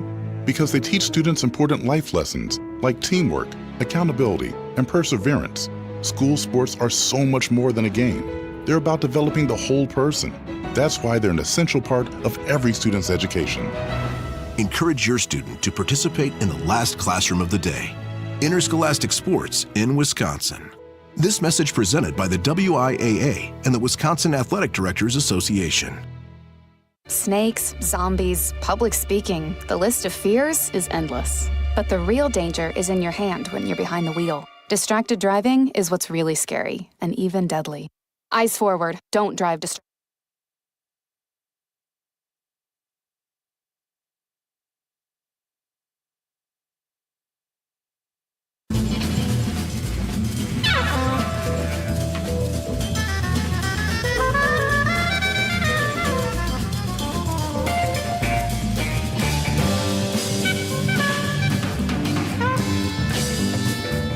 Conrad's mom says Whoopi Goldberg with anybody. And that was an answer to tonight's questions. Who are two celebrities you hope never make a sex tape? And the list is endless. But let's pivot here and introduce my listeners anyway. Maybe they already know this next guest. Maybe not. She's been around quite a while and is a radio pro, as I like to call her. And we just met recently, but she joins us here in the studio. And you can hear her right here on WGBW during the day. Laura McKenna. Hey. How are you? Good. It was so refreshing to come in here because in my work life and in family life, I always have to be the planner of everything. Yeah. So coming in with you, I have no idea what we're going to talk about. Sit back and relax. Yeah, I love this Leave already. the driving to us. I love it. Leave the driving to Conrad. He just tells me what to do, and I just listen. Yeah. Do you have kids? I have a cat. Well, this is where get ready. Not what I asked. Get ready. Okay. No, I have a cat. My husband has a cat and a dog. We don't quite live together yet. Oh, okay. So it's a whole weird thing, but no kids. I think we're more pet people than stories than like kid that. people. I Yeah. love that you consider your pets your kids. Yeah. And I love that you said, well, we don't live together yet. Yeah. We've We like tied to the take knot, things but very slow. I think that's great. Very slow. Pete, we're finally going to be together. We're going to be buried next to each other, and then we'll spend the rest of. I think that's awesome. Well, that's it's great to have you here, and it's great to officially meet you in person on the air. Yeah. So, how's it going here at WGBW? Good. I remember meeting you briefly a couple weeks ago when the station did the big flip. Right. There were so many people in that room. I honestly didn't know if I met you that day or not. I was like, did we meet? Were I we in the introduced room? myself to you, and you said it's great to meet you. We talked for about 20 minutes. You asked me about my life, but it's fine that you don't remember Sounds that. about right. Sounds about right. You got cats and husbands you got to worry about. And Right. So, all right. So that was a few weeks ago, but now you're on the air. You come on after Dan Marcus in the morning here in Green Bay. Yeah. And how is that going? Good. It was good to be back on the radio in Green Bay because I had moved here in 2008 and spent many, many years doing mornings, which is really early. And I always said if I could do a morning show at night, this would be the perfect. So this is I'm hitting full. You think this is a morning show? Time. At this Does it time have of the that vibe? evening, yeah. I Oh, think really? I think Okay. it sounds fun when I've tuned into your show. Do you think it sounds like a morning zoo? Could on certain nights it could, but yeah. So I get to sleep in a little bit more now. But some of our old crew that we worked in across town together, Dan Marcus in the morning and Eric Westfall in the afternoon, and then me kind of So, sandwiched in the middle. We're all You've back worked together. with both those guys before? No Yeah. kidding. Okay. So now it's all coming together. It's all Yeah. making sense here. So before we get too far into that, tell us and tell the listeners a little bit about your background, where you're from and all that kind of stuff. Let's get to know you. Oh my gosh. Okay. I grew up in Ohio. Wow. And my first job in radio right out of college was in La Crosse. So I worked there for about a year. Okay. Then moved to the Wausau, Stevens Point area for about 2 Nice. years. And then 2008 into Green Bay, and I just never left. That's really impressive. So you say you never left. Do you not want to leave? Not Or- really. Okay. Which kind of brings us to my husband and I. He still lives in Ohio now. So we're like really long distance. Wow. No kidding. Yeah. And all my family's from Ohio, but they love coming here. And every Sure. time they visit, everybody just falls more in love with the area. And I'm like, well, yeah, no kidding. That's why I don't want to leave. So I'm trying to convince him this is the better place to merge households into. Boy, that instead sounds of like going back. And what happens if he says no? You need to be a Buckeye again and come back to Ohio. What happens there? Well, it's been 2 years. We got married in March 2023. So Okay. we're a couple going into the third year as Right. of March. So And you're still it's working out really well for him getting me to come back there. Yeah, right. And I just got a new job, honey, and it's not in Yeah, Ohio. I mean, I can't leave now. Right. Right. So how does that work? How do you guys see each other? Or how often, I should say? I get back at least twice a year because my dentist is still in Ohio. So every 6 months, I got to get my cleaning. And so We have to help Laura make a clean break. I know. I can't though. Once you're comfortable with a dentist, you can't leave. And I know there's Yeah, great that makes dentists sense. here Yeah. in the area, but you got to stick with it. So at least twice a year, I schedule my trips back to see the family, but mainly to go to the dentist. And so I'll see him then. He was just up here a couple weeks ago. Your dentist? No, my husband. Okay. If the dentist would come to me, that would be great. I have to tell you, most of my listeners are dentists. They So I was are. trying to help you dig out of a hole there. Okay. Okay. Yeah. I mean, I could have more than one, but I just, could? Oh, if I could get a clean. I am one of the rare people that I would go to the dentist every day. And that is so Wow. weird. I know. It's There my are favorite. weirder things than Yeah. that, but I do put that in that category. Yeah. Maybe it's a little too much. I love it. Your teeth feel so clean, and it's the best. It's kind of feeling. like someone waiting on you too while you lay there Yeah. comfortably. Just keep the drill away, and I'm with you. And that's probably the thing. I'm a big flosser. Yeah. Dental hygiene is important, so I've never had to have the major dental Do things. you think Laura's trying to tell me something, Conrad? Like maybe Does your breast stink? Well, I'm coming off a fast. I've talked about. Well, now sometimes. that you bring it up, no. She's tearing up. Yeah. So, all right. So you get back to go to the dentist and see your husband if you have time. Yeah, if I have time, I work at it. And how often does he come here? He has come a few more times this year, I think, Okay. than in the past. But Can you say where in Ohio he lives? He lives in the Columbus area. Okay. And I grew up kind of in that northeast corner by Youngstown area. Sure. I don't know if you're familiar My with sister that. lives in the Shaker Heights area. Yeah. My niece and nephew grew up there. So that's a lovely part of the country. Does he like Green Bay? He does. Okay. He does. So he just has to find the job to get him to move here, and then we will. Conrad, we got to work on this. I know. I think we need to start a campaign. Bring Laura's husband to Wisconsin. Yeah. Alex needs to move here. Is Alex listening? I think he actually was, because he texted me about your previous guest. Because he liked the Ticktown guy. Yeah, and he's like, oh, that book sounds good. I want to hear more from him. I'm like, you don't even care that your wife is about to be on the show, do you?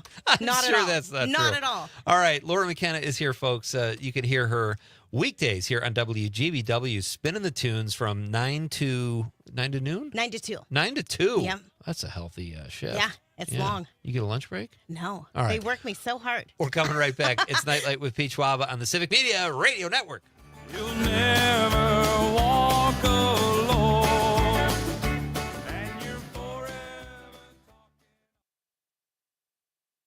97.9 WGBW and WGBW.FM.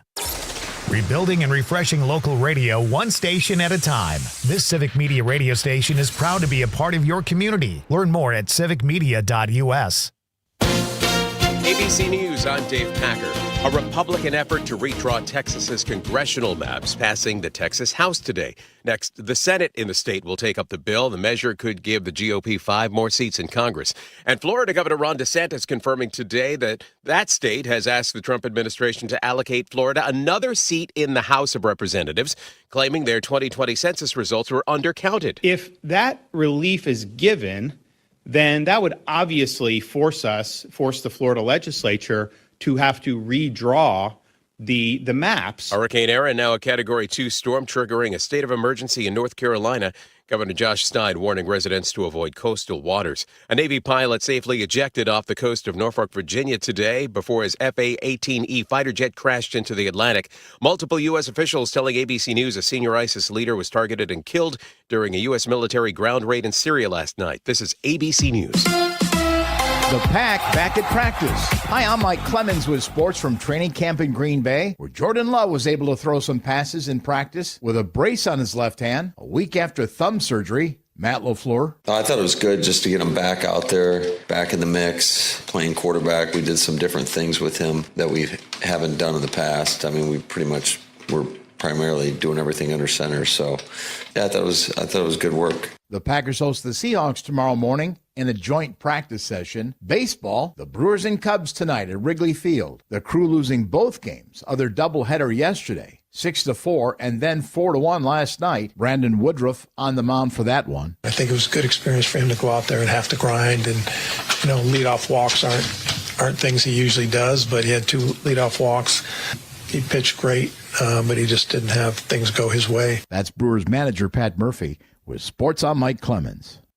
On your entertainment beat, I'm Pete Schwaba. Well, if you're a fan of sex tapes, this is your lucky day. A&E is about to premiere The Secrets of Celebrity Sex Tapes. Not sure what the secrets would be since it's a sex tape, but A&E has got the scoop. I only hope Bill Curtis is narrating. The series will feature such reluctant public fornicators as Pamela and Tommy Lee, which would have been better if they didn't speak. Colin Farrell, again, you're an actor. Hire a writer. Farrah Abraham, whoever that is, and of course Kim Kardashian, whose performance on said tape is the closest thing she has to actual talent. Let's be honest, the only thing that would have made the Kardashian sex tape better would have been a PG rating. Sources say A&E is still trying to get tabs on the alleged Seth Rogen, Marjorie Taylor Greene sex tape, which allegedly happened after a nutty night out on the town. Just to be forthcoming, and as a guy with tons of sex tapes floating around there, I'm just glad I'm not a celebrity right now. The Secrets of Celebrity Sex Tapes drops September 8th on the network that was created to celebrate arts and entertainment. For more showbiz fun, tune into Nightlight with me, Pete Schwaba, weeknights from 6 to 8 p.m. on the Civic Media Radio Network.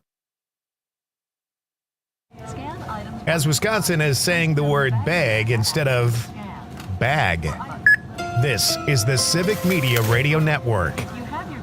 I'm meteorologist Mace Michaels. Mostly clear tonight, a low in the low 60s. Mostly sunny, less humid for tomorrow, a high in the low 80s. A chance of storms later Friday, cooler for the weekend. High temps drop back quite a ways, 60s and 70s. It's 69 degrees right now. The possibility of lung cancer can be pretty scary, especially if you're one of approximately 8 million current or former smokers at high risk. That's why SaveByTheScan.org wants you to know that now there's a breakthrough low-dose CT scan that can detect lung cancer early, and it only takes 60 seconds. You stop smoking, now start screening. For an easy quiz to see if you're eligible, visit SaveByTheScan.org. It could save your life. SaveByTheScan.org is brought to you by the American Lung Association's Lung Force Initiative and the Ad Council. Missed your favorite show live on air? It's easy to find what you enjoy wherever you listen to podcasts, including Spotify, Apple, and Google Podcasts. And we're always streaming on TuneIn and the Civic Media app. I was stuck in a state of panic and endless rituals. So I made the call. Mental health care works when you make the call. Visit mentalhealthcareworks.org. A message from the American Psychiatric Association Foundation. Jane Matnair and Greg Bach. Coming up on the show, the president wants to end mail-in voting. Let's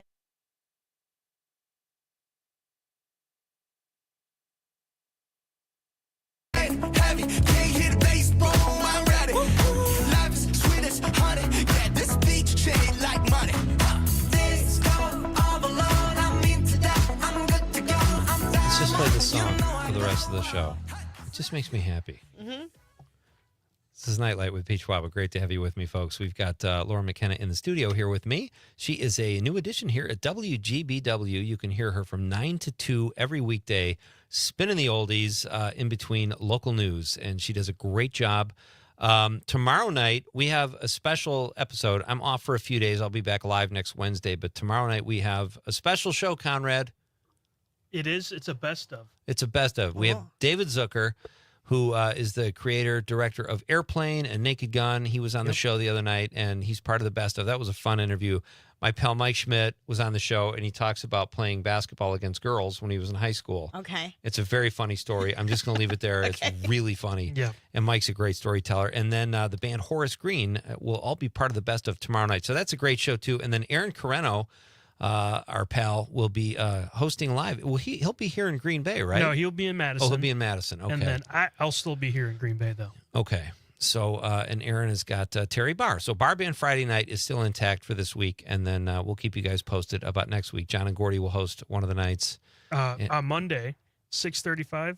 Yeah. Todd Alba. Todd Alba will be on the show. With John and Gordy? Yep. Oh, that's pandemonium. In the studio, all in Madison, just not myself. That's insane. You are going to miss out on a party. You should get in your car and drive down there. Yeah.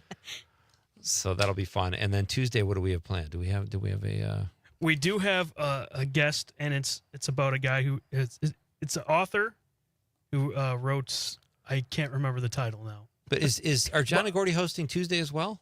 Yes, oh, they yeah. are. I thought we had established that, but I wasn't sure. Okay, so they'll have another author on. Those guys are great. Mitchell Goth. He's an author, and he's bringing his writing partner as well. Nice. Oh, fun. Are they going to write on the air? How fun would that be? No, It's like Mad Libs. type. Fill in the, we need an adjective. I remember it's all about haunted Wisconsin. So that's gonna be I something cool. love that. 7:20 or 6:35 on Tuesday. All right, I'm coming back. You have I'm to. coming back Well, for that. that'll be in Madison, but you'll have to listen because Todd Michaels is going to be on the show Wednesday. I think at 6:35. We're going nice. to talk paranormal. So that's back-to-back haunted shows here on Nightlight. And thank you to John and Gordy and Aaron for holding down the fort while I'll be gone. So that'll be fun.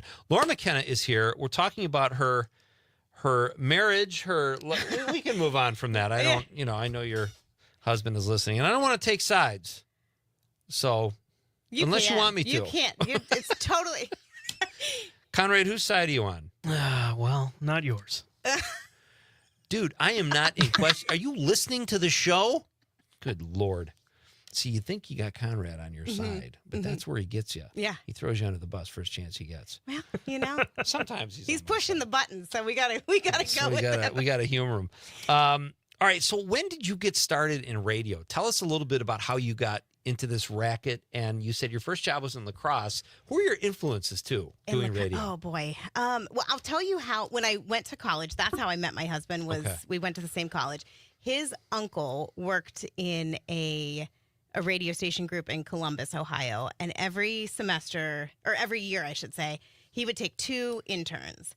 And I thought that I was going to want to go into television news. Yeah. And so Alex said, listen, my uncle said he would hook you up with one of those spots if you wanted to do the news radio interning. And like a dummy, I said, Wow. I don't want to do radio. I'm going to do TV news. But I guess, I mean, what else do I have to do?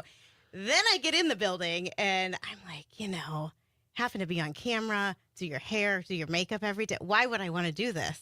And look at these people. They're crazy. In radio, I would fit right in with them. So kind of the rest is history. And then graduated, sent, I'm sure, what was a horrible demo tape to anybody who would take it. And then my first job. You probably thought it was good at the time, though. But like everything we sure. do, when we look back on it, it's like, oh my God, I can't I'm believe sure that. it was bad. I wish I could find it. It was on cassette tape. That's how long ago we're talking. So I'm sure it is in a box somewhere, but I have not heard it for many years. What so. was one of the radio stations you listened to, MMS in Cleveland? That was a big famous rock and roll. That was like the number one station in the country at times. No, because I would be closer to pick it up. This was way before streaming and all that capability. So it would be more of the Youngstown stations. Okay. But I did stand-up comedy in Youngstown. Yeah. How was it? Scary. Yeah. It was pretty scary. I'm sure it was. Yeah, and I think the owners were mobbed up. It was just... every time I tell people I'm from Youngstown, that's what they ask. Is your dad in the mob? I'm like, well, not that I know of, but maybe. What is the deal? That's a big mob town, right? Yeah. Are you watch in the out. mob? Well, I can't really tell you that. That means you're in the mob. So you play oldies every day. Do you like oldies? Do you have a favorite music genre? Yeah, I like a little bit of everything. In fact, I work with Aaron that you mentioned that's going to be filling in with you on some of our other civic media stations. That's the great thing. If you have the civic media app, you can choose from all of them. So we work together on an 80s and 90s station in Eau Claire called CFW. Okay. And then I'm also on a country station called St. Croix Country, and then the oldies here. So I get a little mix every day. You have all those gigs right now? Yeah. I like to have a lot of jobs at one time, just in case. You could make a case to your husband. Look, I got 3 jobs here. Can you pick up the pace and just move here? So what would you be doing if you weren't in the radio game? Well, that's a good question. I don't know. But I officiate weddings on the side as well. I want to talk to you about that too. Yeah. I've hosted right down the street from where the studio is the Meyer Theater and the Backstage, which is a event venue, and we've hosted a lot of murder mysteries there. So I do some event hosting and just a little bit of everything. So, all right. So what is your, let's say, I think you called on your website, you called yourself a professional marriage officiant. Wedding officiant. When did you go pro? In 2018, my cousin back in Ohio. First, she called me. Yeah, she called me. She's like, "I'm dating someone you went to high school with," and I thought, "Oh God, this could go a whole lot of different ways." He lives in Kansas City. Oh, I live in Youngstown. Yeah, that's how we do it in my family. And I said, "Okay, tell me." I'm sitting down. Who is it? And then she said who it was, and he was a really nice guy. And so the next time I was home, they were engaged and said, "Hey, would you get ordained and marry us?" Which, getting up in front of people, that's what we do all the time. Yeah. But that's a little bit different when it's, a wedding and super sentimental. And I didn't want to mess that up for them. So I laughed and we, went on with the family picnic. And the next time I was home, they brought it up again. I thought, oh God, we're serious about this. I don't know. I don't think I'm qualified for that. But here you just get ordained online. And I thought it was just a one and done thing. I got back to Wisconsin after marrying them. My co-host at the time said, "Did you ruin their wedding?" I'm like, "What? Why would you ask Terrible that?" vote of confidence. Yeah. He's like, "Well, I know you. I've worked with you for a million years. I figured you would just cry through the whole thing because you'd get so emotional and sentimental." And I just got real dead inside. I pretended I didn't know either the bride or the groom, even though I've known them both for years. And then people started calling into the show and needing an officiant for their niece or their neighbor. And then it just became this whole big business. I have to tell you, I think, so why did they just wanted you to marry them because they love you as their friend and think you're a nice person? Yeah, well, my cousin. It's kind of a strange ask. I thought that they should get a professional. That was my first reaction. You were still too. had amateur status at the time, and I'm like, you probably want that is a serious thing. It's legally binding. You want to get a person who's going to do it right, and then I think I'd be annoyed if somebody said, "Pete, we want you to marry us. You need to go take this course." Right. I don't know if I would do that. Well, and like I said, I thought you're it was a good friend. A one and done favor to. Friend from high school and my cousin, and then here I am all these years later and hundreds of weddings later. And I saw on your site you have great photos of some of the services you've or the marriages you've overseen.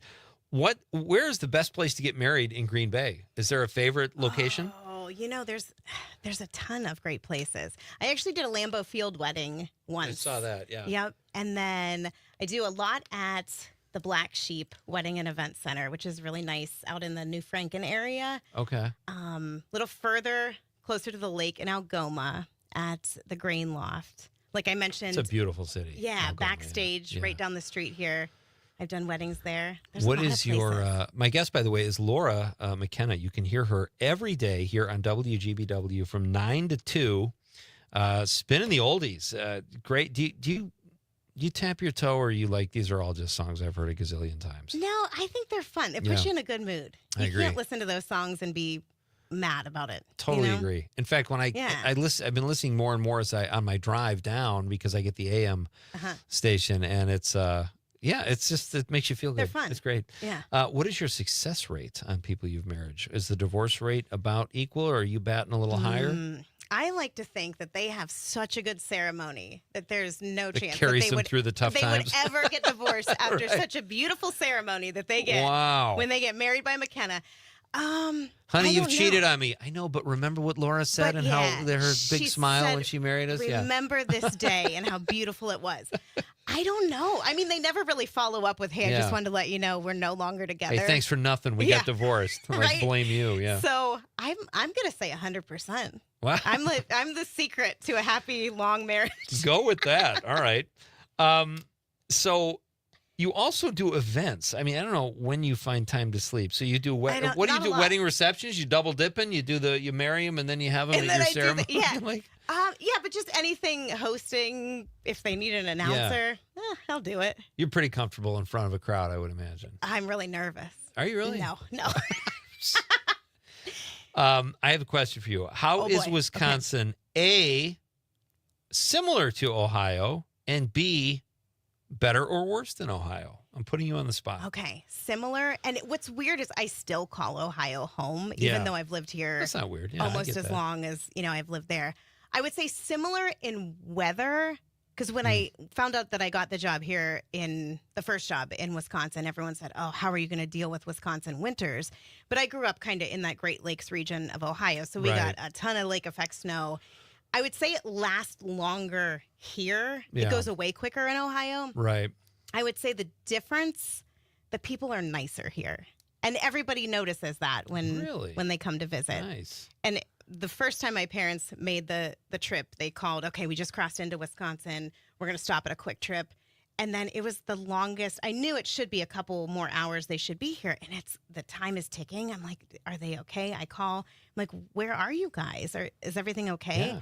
Mom's like, well, we had to stop a couple times, but it's like a whole half hour at these gas stations. People are talking to us. Oh, what brings you into town? Or we're going to see our daughter. She's on the radio. Then they're going to tune in. I'm like, oh my God, Mom. I would literally scream if I was behind your parents in line at Quick Trip and they're getting to know the Quick Trip I know, cashier. but that's how nice people are. They're That is just true. genuinely good people. That's you how know? it is in Marinette. The Yeah. grocery store clerks are like bartenders. Yeah. You got people coming through, they got the coupons, and they want lottery tickets, and they're turning this in. It's like you can spend 20 minutes, and then they're telling you about their grandkids and that Yeah. kind of stuff. Oh, yeah. And it's like, I'm like, and I don't want to sound like a jerk, but I'm like, I do have things to do today. Nah, you got to make time. People! You got to make time. I'd rather almost shoplift and risk getting caught than stand in line behind someone But for they half would an be hour. the nicest to prosecute you True. if you were shoplifting. They would say, we understand. We'll bag that up Yeah. for you. Don't worry. I'm Sheriff Big Softy. Welcome to Marinette. So, all right. So lots of Wisconsinites leave, I've noticed, and come back. And I want you to think about this because we have to do a short break. Okay. But is Ohio similar to that? Think about that. And would you ever go back, or are you here to stay, or have you not decided yet? There is no right or wrong answer. Okay. We'll talk about that. And then I'm going to ask Laura what she's watching on TV or binge watching because her husband lives far away. So I know you watch TV. Yeah. Between your 18,000 radio gigs. All right. It's Pete Schwaba and Nightlight. We're coming right back on the Civic Media Radio Network.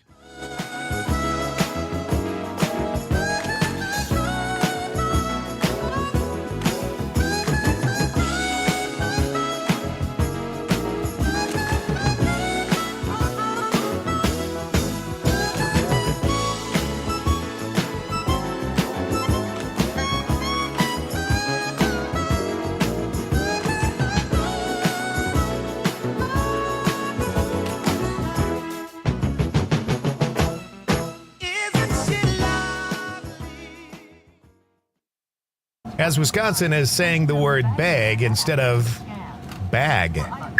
This is the Civic Media Radio Network. For 75 years, the Muscular Dystrophy Association's voices have thundered through the halls of Congress. For 75 years, we've willed the impossible into existence. For 75 years, the MDA community has pushed the science, shifted the narrative, and established the field of neuromuscular medicine. And until that day, when this is all a thing of the past, you couldn't stop us if you tried. Join us and celebrate 75 years of breakthroughs at MDA75.org. We are the National Park Foundation, and together with you, we're creating a future where every person, every generation gets their chance at an unforgettable moment. Learn more at nationalparks.org/foundation. You are never far away from your favorite radio station. We're always streaming on TuneIn and the Civic Media app. And if you missed your favorite show or game, listen to a podcast of it anytime on the app or our website, civicmedia.us. Your local Civic Media radio station is your source for real news and great conversation, plus fun and exciting contests. For a complete list of contest rules, log on wgbw.fm/contest-terms. As Wisconsin is cheering on the Brew Crew. This is the Civic Media Radio Network.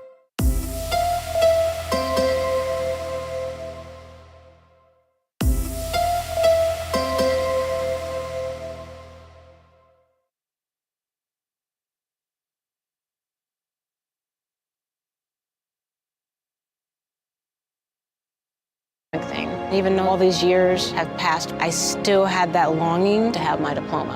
At age 30, Carissa finished her high school diploma. If you're even considering getting your high school diploma, you can do it. No one gets a diploma alone.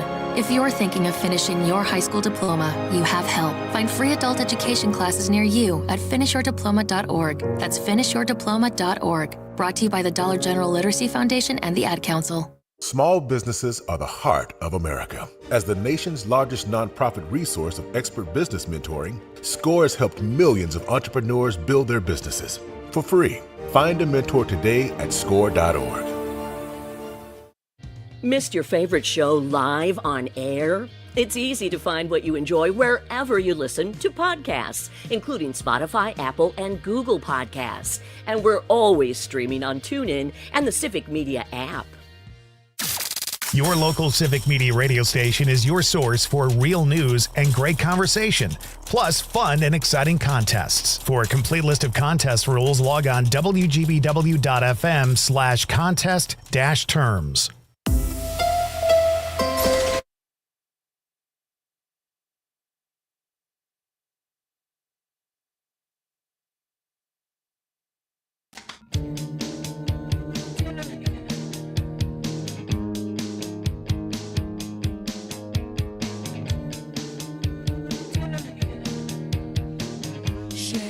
Welcome back to Night Light, folks. We are winding things up here on a Wednesday night. Hope you've had fun. We've had a blast here. My thanks to Chris Miklos, the author from Madison, who wrote Ticktown. Check it out. Thank you for all your texts and calls. And we'll have a few more minutes here with my current guest, Laura McKenna, who joins me in studio. And you can listen to her on WGBW. I can't talk. It's getting late. Don't worry, because we just flipped that station, I am and that so is drunk exactly right now. what I sound like. Okay. Laura McKenna is here. You can hear her weekdays on WGBW. That's where we are now from 9 to 2. Our question of the night was, what two celebrities do you never want to see on a sex tape? And Steady Eddie, our pal from Madison, says, Pete, worst sex tape couple, Donald J. Trump and the person he loves the most, Donald J. Trump. Steady Eddie doesn't want to see a Trump solo sex tape. Remember that time when Trump stared at the sun? That's what I would do to avoid watching any Trump-on-Trump action. Steady Eddie, Steady Eddie crushed it tonight. Thank you, buddy. That's a great text. Sydney from Oregon says, Grimace and the Hamburglar. Finally, not attacking a politician. Which, you know, you where can does attack your him. mind pick that? Yeah, really. What is where do you Sydney go? into? That's not even like furry. That's like Must puppet. love McDonald's. I guess so. Maybe. He's just hungry. But we did have Kermit and Miss Piggy earlier. Same So this person is or a along different person? Same person. Okay. Said he didn't want to see those two together. And I thought that's basically a PG-13 because they don't even. You would think, have, right? you Yeah. know, but this is, maybe they could hang out as couples. You know, I don't know. We'll noodle that, Sydney. Thank you, though, very much. Thank you for all your texts. So, Laura, you're also a professional gift wrapper. Let's get. Where can people follow you if they want to find out all your talents? Probably the easiest is the Laura McKenna Facebook page. Okay. If you just search that. You got a fan page? Yeah. Well, That's yeah. awesome. That's it. To keep track of everything, I have to have like I one guess, central. yeah. So that's probably the hub. easiest way to send a message. Or You know, I've always been scared to set up a fan page because what if you have like 4 people? Like I've been in show business my entire adult life as a writer, a comedian, all this stuff. But most of my career, social media wasn't really a thing. Only in the last like 10 years is it Instagram and this and that and Snapchat. And yeah, I would truly be scared if I set up a, hey, Beach Schwaba fan page, and they're like, we're good. That's okay. no thanks. I'll still keep you as a friend on the regular Facebook, but I'm not. But no. That's kind of that could be overwhelming, I think. Yeah. But you're doing okay. You got a lot of fans. You got many talents. Well, I mean, maybe. I have a lot of jobs. I don't know how talented at any of them I am, but it's good to have a side hustle. I think it's safe to say radio is your gig because you got all these jobs. I've been doing it a long time, yeah. Yeah, but that's good that you have like side hustles, I think. All right, so here's the question of the night. Okay. You're so busy. You've got this long distance marriage. You've got 3 radio jobs. You're getting people married. You don't want to hear about their divorces. I get it. What are you watching on TV? What do you watch at night? I will tell you that Let's I really get to know you. live for Friday night Datelines. Do you ever watch Dateline? Oh, the investigative. Oh yeah. I'm a Dateline watcher for a long time. Yeah, from way back. My favorite. If I could meet a celebrity, and I know that's not the question tonight. That's okay. But I love Keith Morrison. Do you know who that is on Dateline? That's Matt Perry's dad. Oh yeah, stepdad. He's been around forever. I know. And whenever we lose that national treasure, I'm going to be very, very sad because he's getting up there. What have you heard? No, nothing. But I'm just thinking. I heard a mention of Betty White earlier on the show, and that was sad when she was gone. And I'm going to take it really hard. But I hope it's many, many years from now, and I hope he never retires from Dateline because it's not going to be the same. He's had a good run. People have called him the Pete Schwaba of Dateline. I've heard that. I really have. Yeah. I'm trying to work Nightlight in there, and I can only work my own name in. That's a good show. But I mean, I haven't seen it in years, but it's like true crime before there was true crime, right? Right. It was I think it was the OG. The OG. You're not going to find a better host than Keith Morrison. But when it's not a Friday night, kind of like when people watch ESPN or the HGTV, I am a court TV watcher like that. It's always on at my house. So much so that when I brought my cat home, when I would leave, I would just put court TV on so he felt like I was still home because he was so used to the I thought you just thought he liked legal drama. I think he does. I think he really does. Well, that's fun. So pretty much just that kind of stuff. You're not into like a show, or have you seen any of the summer movies that have been out? I have been so busy this summer that I haven't had a chance to watch. My mom was up visiting, and we finished up The Handmaid's Tale that last season. Oh, wow. That's not such for a depressing everyone. show. Yeah. Yeah. I watched the first season. I'm like, man, I just felt like I don't think I have a wife who, she's kind of a fan, and a daughter, and that show made me so angry. But not just because I have a wife and a daughter. The show is horrible. It's not a feel good. No, it's not. But that's kind of the stuff that I watch. So it's not. I don't know why it's so dark. I don't know, and I don't know why I said it, because I hate when there's a professional athlete that roughs somebody up or has a situation at home where they do something to a woman, and the coach always says, "Well, I have a daughter." It doesn't matter. Right. It's just a terrible thing. And I kind of fell into that trap because when you said Handmaid's Tale. But it's a horrifying show. Yeah, it's a horrible show, and I loved it. But there's another one, and you had a question a few nights ago about if you could have a fictional character come rescue you or things Action like that. Hero, yeah. And my first thought was Ben Affleck and the accountant and his brother in that movie. They would get you. But There's another series, and I think it is going to have a second season. Okay. But it just finished up the first season, streaming on Hulu, I believe, called Paradise. And if you watched This Is Us, totally different show. But Sterling K. Brown, who was Randall on that show, is the lead in this Paradise show. So good. I've heard that about Paradise. Yeah, he might be my pick to come rescue me. If you needed rescuing. I'd like you to submit answers to all the questions since I've been doing this show. That would be if we Conrad, we can get our list. I have plenty of time in my life. Don't worry. Rachel from Milwaukee says, Jane Matnair and Greg Bach. Never want to see that tape. Oh, come on. I'm cheering for those two to make this happen. Okay, that was awkward.